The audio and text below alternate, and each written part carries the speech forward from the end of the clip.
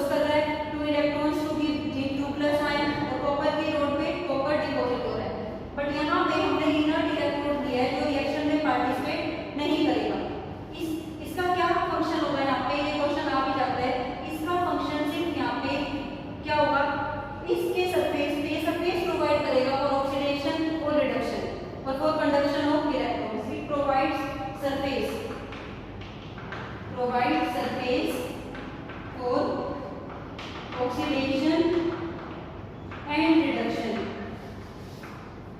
and for conduction of electrons, conduction of electrons।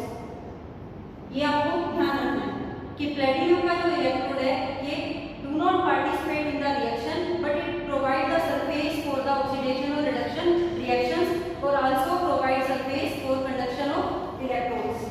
अब यहाँ देखिए ये जो हमने इलेक्ट्रोड सेटअप किया है ये दोनों पॉसिबिलिटी रखते हैं। ये इलेक्ट्रोड ऑक्सीडेशन में भी जा सकता है और रिडक्शन में भी जा सकता है। देखिए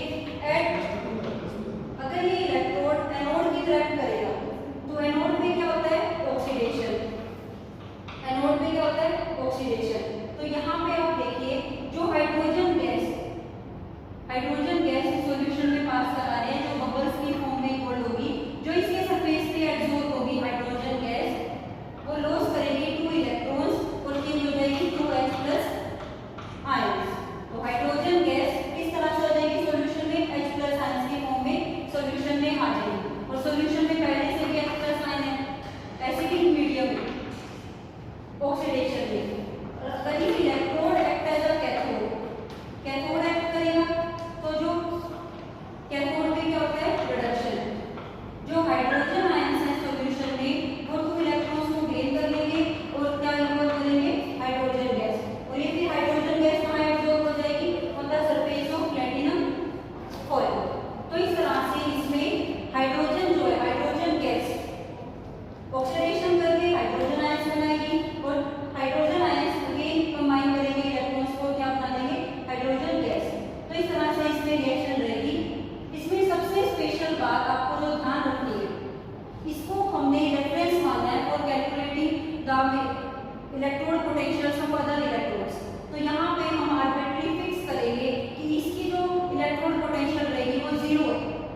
स्टैंडर्ड हाइड्रोजन इलेक्ट्रोड्स की oxidation potential as well as reduction potential 0 fix करेंगे, जिसकी 0 होती नहीं है, लेकिन यहाँ पे ऐसे रेफरेंस इसको चूज करने के लिए इसकी 0 फिक्स करेंगे और फिर इसके कंपैरिजन में इसको एक अदर सेल फिट करके हम दूसरे इलेक्ट्रोड्स की पोटेंशियल कैलकुलेट करेंगे। तो यहाँ पे देखिए this electrode act as a anode, तो यहाँ पे इसकी जो स्टैंडर्ड ऑक्सीडेशन पोटेंशियल होगी वो 0 वोल्ट होगी और अगर ये रिडक्शन करेगी तो रिडक्शन पोटेंशियल जो होगी स्टैंडर्ड वो भी क्या होगी 0 होगी। तो टोटल जो पोटेंशियल रहेगी इस इलेक्ट्रोड्स की वो 0 होगी। तो इसको हम एज ए रेफरेंस चूज करके कैलकुलेट करेंगे electrode potentials of other electrode different metal electrodes. तो देखिए किस तरह से हम डिटरमाइन करेंगे determination of electrode potentials of different electrodes by using reference electrode. Determination of electrode potential. देखिए जब कंप्लीट सेल सेटअप हो जाती है तो आपको एक टर्म बताइए ईएमएफ ऑफ सेल कैसे निकालते हैं। Standard cell potential of cell कैसे निकाला जाता है E0 cathode minus E0 anode. Last class में हमने किया था ये दोनों ही E0 जो वैल्यू है ये हमें क्या लेनी है, ये ध्यान रखना है कि रिडक्शन पोटेंशियल रखनी है यहाँ पे, तभी आप ये फॉर्मूला यूज कर सकते हो। कैथोड ये रिडक्शन होगा यहाँ पे और इस साइड पे ऑक्सीडेशन होगा। हायर रिडक्शन पोटेंशियल रिडक्शन में जाएगा वो मेटल इलेक्ट्रोड और जिसकी लो रिडक्शन पोटेंशियल होगी वो ऑक्सीडेशन में जाएगा। अब आपको मैं विदाउट अरेंजमेंट ठीक है जो सेल रिप्रेजेंटेशन है मैं उससे बताऊंगी आपको कि कैसे डिटरमाइन करेंगे। बहुत इजी है ये, देखिए आप इसमें आपके पास देखो जो हमने रिप्रेजेंटेशन की थी उसमें डबल लाइन क्या है सोल्ड ब्रिज। यहाँ पे लेफ्ट साइड क्या होता है एनोड और राइट साइड क्या होता है कैथोड। ठीक है अगर सबसे पहले अगर हमें डिटरमाइन करना है सबसे पहला पार्ट करेंगे for determination of E0 G2 अगर हमें इसकी ऑक्सीडेशन पोटेंशियल वैल्यू डिटरमाइन करनी है यूजिंग स्टैंडर्ड हाइड्रोजन इलेक्ट्रोड। तो देखिए आप ऐसे किस तरह से करेंगे। अब इसके साथ आपको हाइड्रोजन का इलेक्ट्रोड कपल करना है। एक ये वाला इलेक्ट्रोड होगा और एक हाइड्रोजन का इलेक्ट्रोड होगा। यहाँ पे लिया zinc electrode zinc sulphate solution में डिप किया जिंक क्लोराइड। और जो दूसरा हमारे पास बीकर होगा उसमें हमने कौन सा इलेक्ट्रोड लिया, हाइड्रोजन इलेक्ट्रोड। तो मैं रफली बना रही हूँ यहाँ पे ये कौन सा इलेक्ट्रोड है, SHG में इसको लिख दिया SHG, ठीक है, प्लेटिनम आयन लिया और कनेक्ट कर दिया सोल्ट ब्रिज से। अब जैसे कि आपको पता है जब हम इसकी ई नोड सेल निकालेंगे, ई नोड सेल आपको पता है स्टैंडर्ड हाइड्रोजन इलेक्ट्रोड्स की ई नोड चाहे वो रिडक्शन पोटेंशियल हो चाहे ऑक्सीडेशन पोटेंशियल हो क्या आएगी, 0। यहाँ पे अगर जिंक की नोड को लेफ्ट साइड कनेक्ट किया और हाइड्रोजन इलेक्ट्रोड को राइट साइड, और वोल्ट मीटर में अगर डिफ्लेक्शन शो हो रही है करंट की, इट मींस करंट फ्लो हो रहा है, हमने ठीक कनेक्ट किया है। वोल्ट मीटर के टर्मिनल से जो इलेक्ट्रोड्स हैं वो ठीक कनेक्ट किया, पॉजिटिव को पॉजिटिव से किया और नेगेटिव को नेगेटिव से किया, तभी यहाँ पे आपको निडल में डिफ्लेक्शन शो होगी। इट मींस यहाँ पे जिंक की नोड का ऑक्सीडेशन हो रहा है और SHG जो हाइड्रोजन इलेक्ट्रोड है उसका रिडक्शन हो रहा है। तो इसकी रिडक्शन पोटेंशियल, इसका रिडक्शन हो रहा है SHG का, ठीक है, और जिंक हाइड्रोजन का ऑक्सीडेशन हो रहा है। ई नोड सेल जब हम इसकी निकालते हैं तो ई नोड सेल की इसकी वैल्यू आती है -0.76 वोल्ट की। तो ये देखिए आप जो आपकी ई नोड सेल की वैल्यू आएगी वो ही आपकी ऑक्सीडेशन पोटेंशियल वैल्यू होगी जिंक इलेक्ट्रोड की, क्योंकि अगर हम इस वैल्यू पे रखें, देखिए कैथोड पे कौन है, स्टैंडर्ड हाइड्रोजन इलेक्ट्रोड, इसकी ई नोड वैल्यू क्या है 0 और एनोड पे क्या है जिंक इलेक्ट्रोड, इसकी वैल्यू है -0.76 वोल्ट। तो ई नोड सेल आपकी इतनी ही आएगी।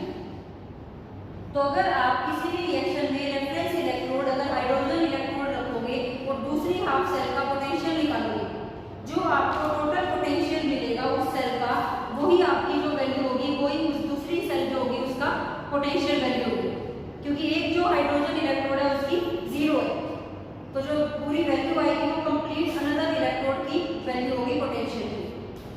जैसे एक और एग्जांपल हम लें,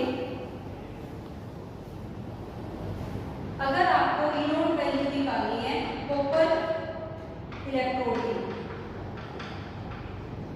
तो हम सोल्ट ब्रिज लगा के अगर रिएक्शंस को कपल करेंगे, SHG इलेक्ट्रोड देंगे, स्टैंडर्ड हाइड्रोजन इलेक्ट्रोड एनोड की तरफ कनेक्ट करें और कॉपर आयन ये वाला जो इलेक्ट्रोड है इसको कनेक्ट करें कैथोड की तरफ। तो जो वोल्ट मीटर होगा उसमें मीटर की डिफ्लेक्शन शो होगी, करंट का फ्लो शो होगा, तो उससे पता लग जाएगा कि आपने ठीक कनेक्ट किया।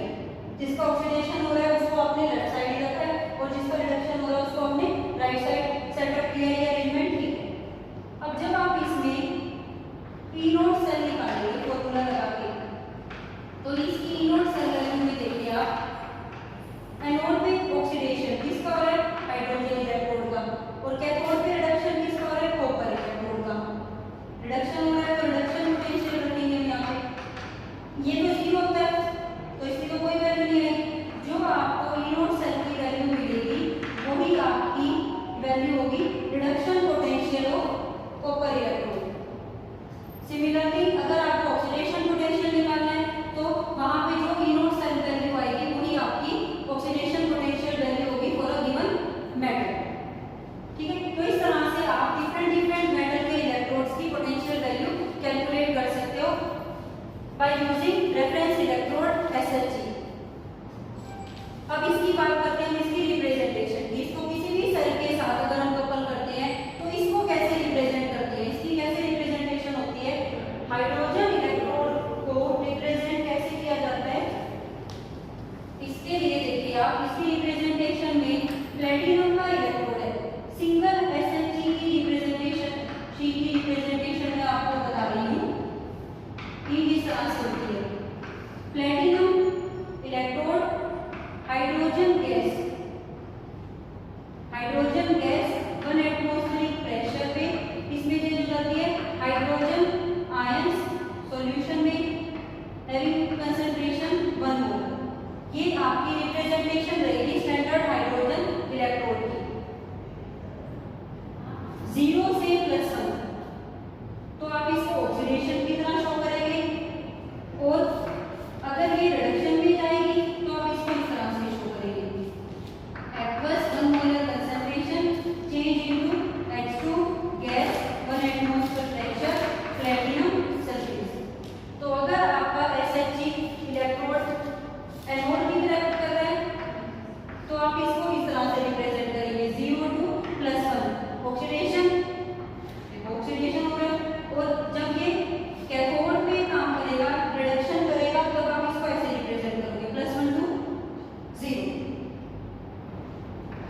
रिडक्शन, तो चेंज हो जाएगा। यहाँ पे ये प्लेटिनम लिखना बहुत जरूरी है, प्लेटिनम हाइड्रोजन गैस के साथ, क्योंकि जो भी हो रहा है हाइड्रोजन गैस के साथ, जो भी अब लॉस और गेन हो रहा है वो हो रहा है on the surface of platinum electrode.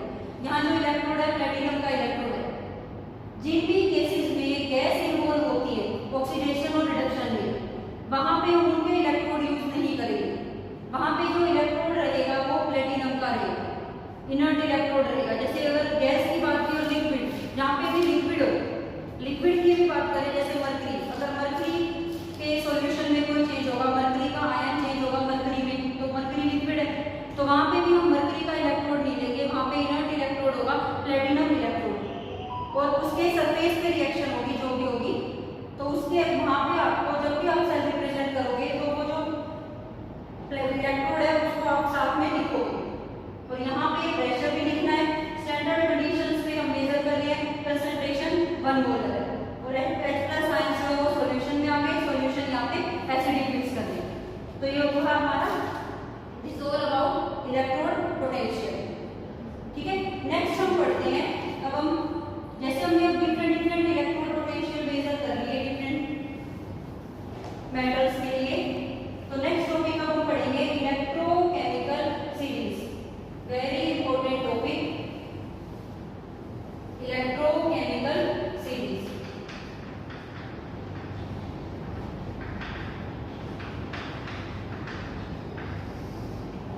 Electrochemical series देखिए क्या है।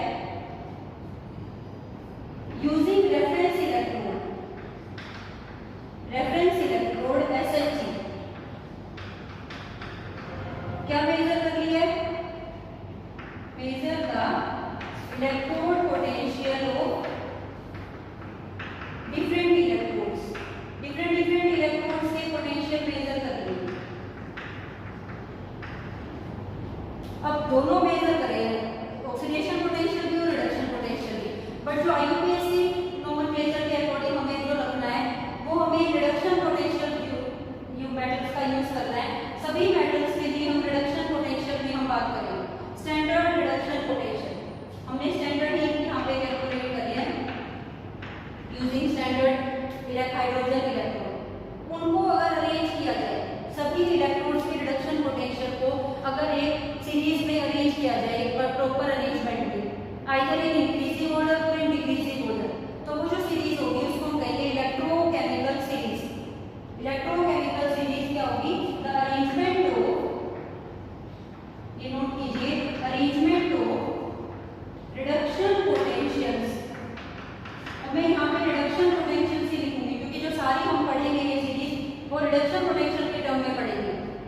Arrangement of reduction potentials of different electrodes,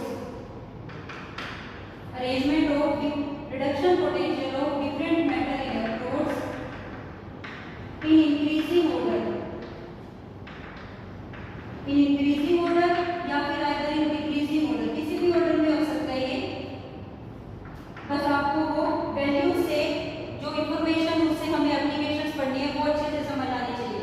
order आपका कोई भी हो सकता है। The arrangement of reduction potentials of different metal electrodes in decreasing order और in increasing order is known as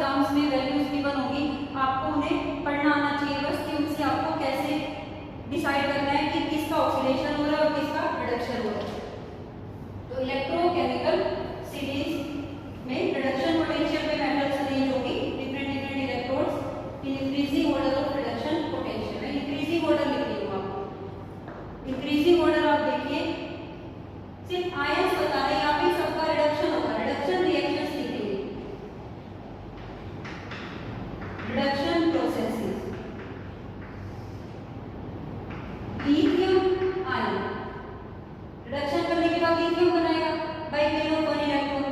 तो मैं सिर्फ वो स्पीशीज लिख रही हूँ जिसमें चेंज होगा। से आप लिख भी सकते हो lithium change into lithium. Electrons नहीं लिखते मैं, आप इलेक्ट्रॉन्स को आपको पता होगा कि कितने गेन करके जीरो बनाएगा। Lithium, potassium, calcium, sodium, magnesium, aluminium, water. Water reduction से क्या बनाता है? By gain of 2 electron water change into H2। यहाँ पे अगर आप इसे भी लिखना चाहते हैं तो ये पोटेशियम हो जाएगा रिडक्शन से, गेन करने से ये मैग्नीशियम, एल्युमिनियम। नेक्स्ट हमारे पास आएगा zinc. Zinc, chromium, iron, cobalt, निकल। इस तरह से ये जो है ये वैल्यूज में लिखी हुई इंक्रीजिंग रिडक्शन पोटेंशियल। यहाँ से यहाँ जा रहे हैं तो reduction potential increases reduction potential increase हो गया वैल्यू। ठीक है, रिडक्शन पोटेंशियल इंक्रीज हो रहा है। Tin, lead. और यहाँ पे आपके पास आएगा हाइड्रोजन इलेक्ट्रॉन। हाइड्रोजन गेन करेगा इलेक्ट्रॉन तो किसमें चेंज होगा? H2 गैस में। इन हाइड्रोजन की आपको रिडक्शन पोटेंशियल बताइए कितनी होती है? 0। तो इससे ऊपर जितने भी लिखे मैंने इन सबकी रिडक्शन पोटेंशियल कैसी है?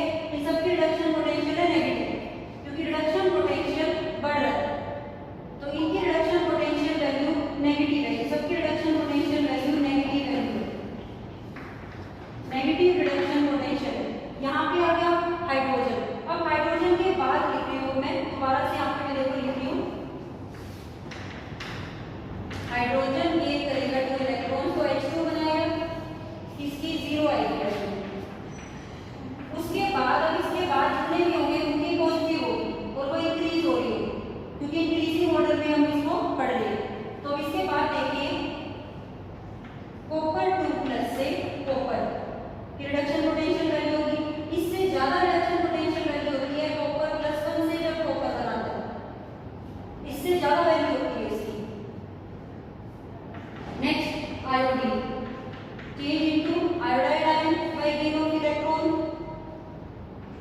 O2 गैस में gain 2 electrons from H2O2। Next आपके पास यहाँ पे आएगा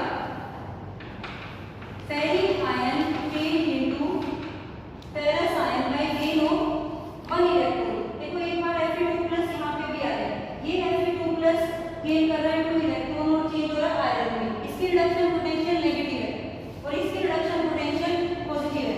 ये डिफरेंट है, आपको चेंज देखना है कि कितने इलेक्ट्रॉन्स का चेंज हो रहा है। यहाँ पे 1 इलेक्ट्रॉन का गेन हो रहा है और यहाँ 2 इलेक्ट्रॉन का गेन हो रहा है। 3+2 2+ आयरन। नेक्स्ट Ag+ से Ag, ठीक है, Ag+ से Ag होगा अपना। नेक्स्ट इसमें आएगा मर्करी, Hd2+ से मर्करी चेंज होता है Hd2 2+ से 1+ बाय गेन। नेक्स्ट अपने पास आयोडीन के बाद bromine, bromide ion. Further MnO2 negative से Mn+2। Next O2 4 electron gain करे तो किसमें चेंज होगा? वाटर में। ये रिएक्शन आपने की हुई है, इसकी वैल्यू इससे ज्यादा होती है। ये इंक्रीजिंग ऑर्डर में हम पढ़ रहे हैं, रिडक्शन पोटेंशियल इंक्रीज हो रहा है इस ऑर्डर में। नेक्स्ट इसके बाद क्लोरीन, क्लोराइड आयन। और फिर लास्ट में कोबाल्ट +3 से +2 स्टेट। और सबसे हाईएस्ट रिडक्शन पोटेंशियल होती है क्लोरीन की। सबसे हाई रिडक्शन पोटेंशियल इस सीरीज में होती है क्लोरीन की। क्लोरीन की होती है +2.87 वोल्ट। और सबसे कम रिडक्शन पोटेंशियल की वैल्यू होती है लिथियम की -3.07 वोल्ट। बहुत ही कम वैल्यू होती है इसकी। और सबसे हाईएस्ट होती है क्लोरीन की, आपको ध्यान रखना। तो ये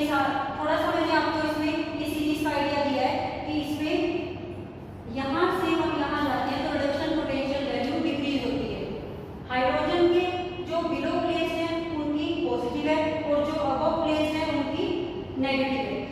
तो अब आप इस सीरीज को देखिए, इससे कैसे पढ़ेंगे और इसकी क्या क्या एप्लीकेशंस होगी। फर्स्ट एप्लीकेशन आप देखिए, प्रिडिक्ट करता है ये एक्सटेंट, मतलब पावर बताता है, ऑक्सीडाइजिंग और रिड्यूसिंग पावर। हम इसको देख के बड़ी आसानी से बता सकते हैं ऑक्सीडाइजिंग और रिड्यूसिंग पावर। तो आपको इसमें बस एक यही फॉर्मूला ध्यान रखना है, आप इसमें बिल्कुल सिंपल आपको पता लग जाएगी।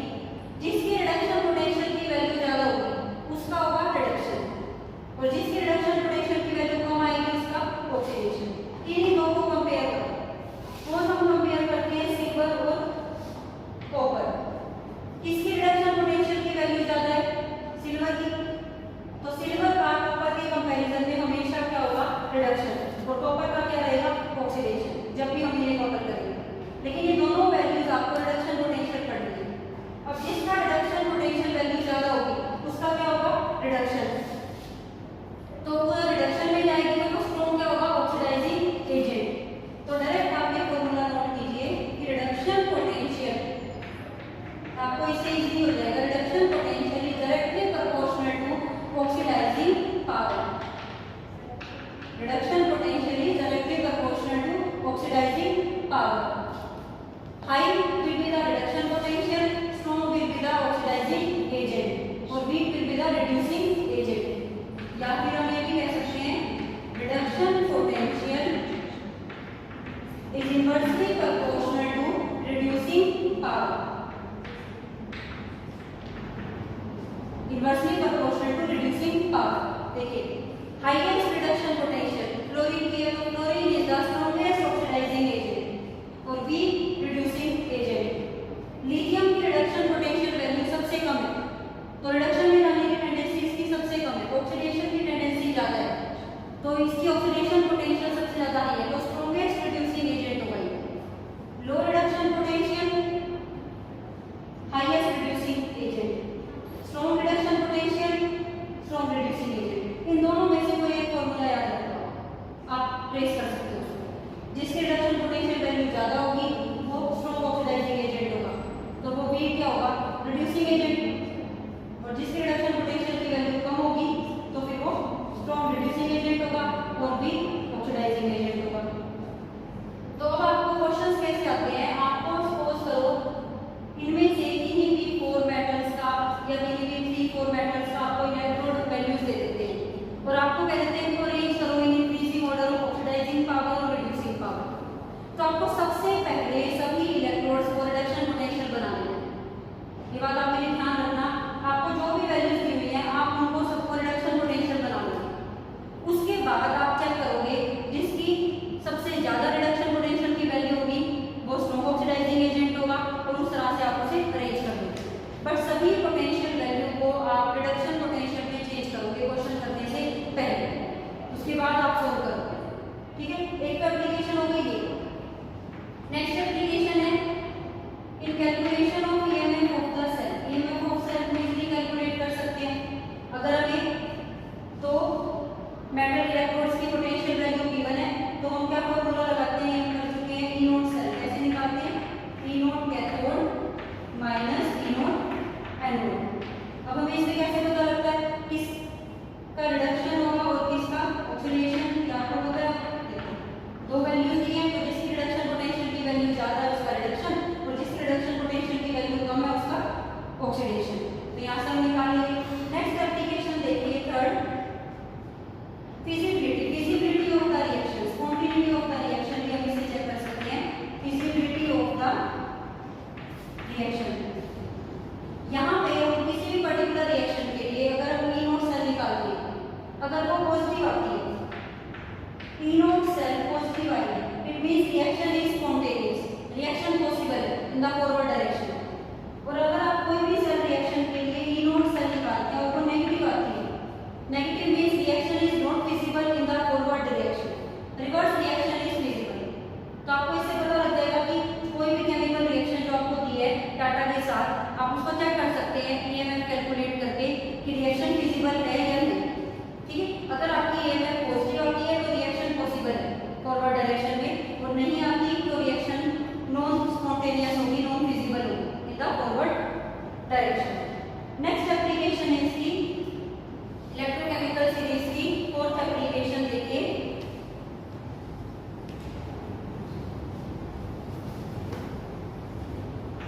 एक्टिविटी ऑफ मेटल हम इजीली चेक कर सकते हैं एक्टिविटी ऑफ मेटल्स। और मेटल्स क्या होते हैं? Metals easily loss electrons, those metal which undergo oxidation easily, those metal are more active than other metal। जिसका ऑक्सीडेशन जल्दी होगा दूसरी मेटल से वो ज्यादा एक्टिव होगी। तो यहाँ पे अगर हम देखें सबसे हाईएस्ट ऑक्सीडेशन पोटेंशियल किसका रहेगा? देखो रिडक्शन पोटेंशियल और ऑक्सीडेशन पोटेंशियल वैल्यू सेम होती है, साइन डिफरेंट होता है। अगर लिथियम का रिडक्शन पोटेंशियल सबसे कम है तो उसका ऑक्सीडेशन पोटेंशियल सबसे हाई होगा। तो यहाँ पे लिथियम का ऑक्सीडेशन पोटेंशियल सबसे हाई है। या फिर हम जनरली ऐसे कहें कि अगर रिडक्शन पोटेंशियल इंक्रीज हो रहा है यहाँ पे, तो अगर हम ऑक्सीडेशन पोटेंशियल में पढ़े इसको तो ऑक्सीडेशन पोटेंशियल डिक्रीज हो रहा है पूरी सीरीज का, यहाँ से यहाँ टॉप टू बॉटम तक जाते हैं तो ऑक्सीडेशन पोटेंशियल यहाँ से यहाँ डिक्रीज हो रहा है। तो इसी बेस पे हम बता सकते हैं कि कौन ज्यादा एक्टिव है। सबसे हाईएस्ट ऑक्सीडेशन पोटेंशियल लिथियम का होगा, तो इसमें हम ये कर सकते हैं activity lithium is more active than potassium, potassium calcium से ज्यादा एक्टिव है। Sodium magnesium is more active than aluminium, aluminium is more active than zinc and so on. इस तरह से हम लिख सकते हैं डिक्रीजिंग ऑक्सीडेशन पोटेंशियल है ये सीरीज और इंक्रीजिंग रिडक्शन पोटेंशियल है। तो सबसे हाईएस्ट ऑक्सीडेशन पोटेंशियल लिथियम की है, तो लिथियम मोस्ट एक्टिव मेटल है सभी मेटल्स में से। तो एक्टिविटी किसी भी मेटल्स की चेक हो सकती है। और लास्ट जो इसकी एप्लीकेशन आती है, इस सीरीज की हेल्प से हम इजीली प्रेडिक्ट कर सकते हैं कि कौन मेटल एसिड के साथ रिएक्ट करके हाइड्रोजन गैस इवॉल्व करेगी और कौन सी मेटल नहीं करेगी। देखो तब जब भी मेटल एसिड के साथ रिएक्ट करती है क्या बनता है? मेटल सॉल्ट और इवॉल्व होती है हाइड्रोजन गैस। तो उसमें जो रिएक्शन हो रही है आप इसको देखिए, metal react with hydrogen ions and form metal ions in the salt and evolve H2 gas. तो इस रिएक्शन में मेटल का क्या होता है? ऑक्सीडेशन, और हाइड्रोजन आयंस का क्या होता है? रिडक्शन। तो अगर ये रिएक्शन हो रही है इन फॉरवर्ड डायरेक्शन, तो मेटल्स का ऑक्सीडेशन होना चाहिए और हाइड्रोजन का रिडक्शन। दोनों में से देखो अगर हाइड्रोजन का रिडक्शन हो रहा है तो उसकी वैल्यू है 0 और ऑक्सीडेशन होने के लिए 0 से कम वैल्यू होनी चाहिए थी। अगर मेटल की रिडक्शन पोटेंशियल की वैल्यू 0 से ज्यादा होगी तो उसका रिडक्शन हो जाएगा। तो यहाँ पे आप देखिए सीरीज में जितने भी मेटल्स हाइड्रोजन से अबव प्लेस है वो सभी मेटल्स एसिड के साथ रिएक्ट करके हाइड्रोजन गैस इवॉल्व करेंगे। बट जो भी मेटल्स हाइड्रोजन की से बिलो प्लेस है वो मेटल हाइड्रोजन के साथ रिएक्ट करके हाइड्रोजन गैस इवॉल्व नहीं कर सकते। ठीक है, जैसे अगर हम कॉपर को रिएक्ट करें H+ HCl के साथ क्या बनेगा? CuCl2 और H2 गैस। ये रिएक्शन नहीं हो सकती क्योंकि आप इसमें देखिए कॉपर का क्या हो रहा है? ऑक्सीडेशन और हाइड्रोजन का रिडक्शन H+ आयन से 0। और आपको पता है अगर हम इनोट वैल्यू कंपेयर करें दोनों की तो हाइड्रोजन के लिए 0 होगी और कॉपर की रिडक्शन पोटेंशियल की वैल्यू जो होती है वो होती है +0.34 वोल्ट। तो रिडक्शन पोटेंशियल की वैल्यू कॉपर के इलेक्ट्रोड के लिए ज्यादा है, तो कॉपर का रिडक्शन होना चाहिए था और हाइड्रोजन का ऑक्सीडेशन, बट यहाँ पे ऐसा नहीं हो रहा। तो ये रिएक्शन फिजिबल नहीं है। और वैसे भी आप इसको क्या कर सकते हो, अगर हम इस रिएक्शन की इनोड सेल निकालें, inode cathode minus inode anode करके आप इस रिएक्शन की इनोड सेल चेक करो। कैथोड रिडक्शन किसका हो रहा है? हाइड्रोजन के इलेक्ट्रॉन का 0 माइनस एनोड पे कौन है? कॉपर। एनोड ऑक्सीडेशन किसका हो रहा है? कॉपर का। ऑक्सीडेशन पोटेंशियल की वैल्यू इसकी कितनी होगी? ठीक है, चेंज हो जाएगी। हम उस पे ऑक्सीडेशन पोटेंशियल देखो यहाँ पे रिडक्शन हो रही है, यहाँ पे रिडक्शन पोटेंशियल रखते हैं दोनों। इसमें कैथोड रिडक्शन किसका हो रहा है? HCl 0। एनोड पे ऑक्सीडेशन किसका हो रहा है? इसका। तो इसकी वैल्यू कितनी है? 0.34। तो माइनस में आती है ये वैल्यू। अगर इनोड सेल माइनस होती है तो क्या आपका रिएक्शन फिजिबल नहीं है, तो ये रिएक्शन फिजिबल नहीं है। और आप शॉर्ट में ये याद रख सकते हो कि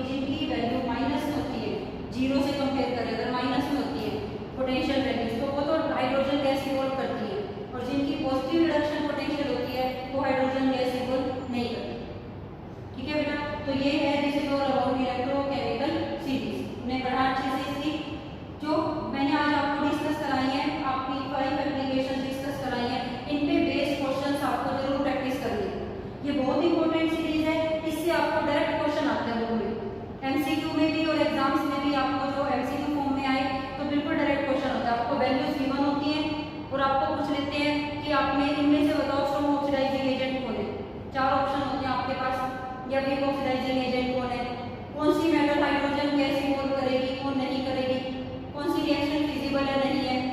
तो ये आपको सारे क्वेश्चंस इसके बहुत अच्छे से करने हैं, इसकी डिटेल स्टडी करनी है आपको जब आप इसको कर पाएंगे। ठीक है, आपने कुछ क्वेश्चन, जैसे मैं एक क्वेश्चन अब आपको डिस्कस करा रही हूँ।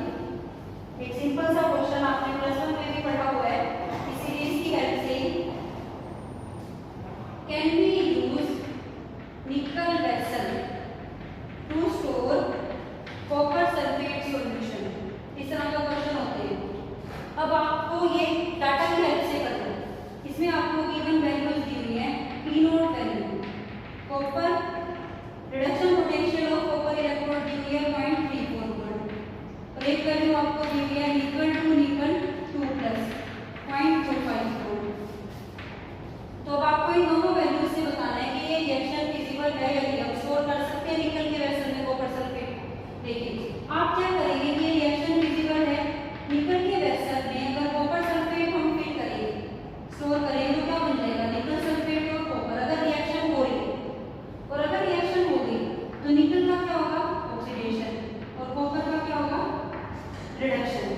अब इस रिएक्शन की पॉसिबिलिटी चेक करेंगे, पी नोट सेल निकालेंगे, P note cathode minus P note anode.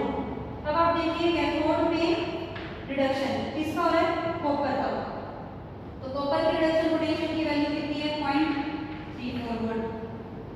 Oxidation किसका हो रहा है, निकल का, तो ऑक्सीडेशन के लिए इसकी भी रिडक्शन पोटेंशियल वैल्यू रखनी है, आपको मैंने पहले बताया है।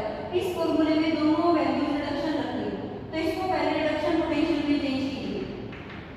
रिडक्शन पोटेंशियल में ये वैल्यू -0.25 वोल्ट हो जाएगी। देखो कैसे पता लगा मुझे ये ऑक्सीडेशन पोटेंशियल है, यहाँ से 2 + 2 0 रिडक्शन हो रहा है, डिक्रीज इन ऑक्सीडेशन नंबर, 0 से +2 ऑक्सीडेशन हो रहा है, ऑक्सीडेशन पोटेंशियल दी है। आप इसको रिडक्शन पोटेंशियल में चेंज करेंगे। अब इसकी वैल्यू हम यहाँ रखते हैं, तो पॉजिटिव आ गई आपके पास, ये कितना आ गया 0.59 वोल्ट, तो पॉजिटिव आ गई। अगर ये में पॉजिटिव है तो इस रिएक्शन इज फिजिबल। और अगर कॉपर सल्फेट सॉल्यूशन को निकल के वेसल में रखेंगे और रिएक्शन अगर फिजिबल है तो फिर कॉपर सल्फेट सॉल्यूशन खराब हो जाएगा, तो आंसर आएगा आपका no. No, we can not store copper sulphate solution in a nickel vessel because reaction is feasible, EMF comes out to be positive.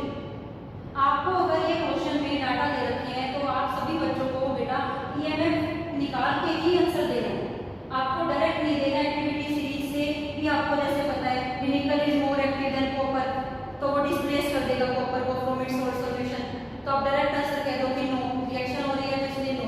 नहीं, आपको ई नोट सेल से आपको निकाल के आंसर इसका बताना, ठीक है। तभी ये डाटा दिया हुआ है कि सभी बच्चों को इसको डाटा से ई नोट सेल निकालने आने चाहिए कि अगर ये पॉजिटिव है तो रिएक्शन फिजिबल है तो आंसर आएगा no, no we can not store.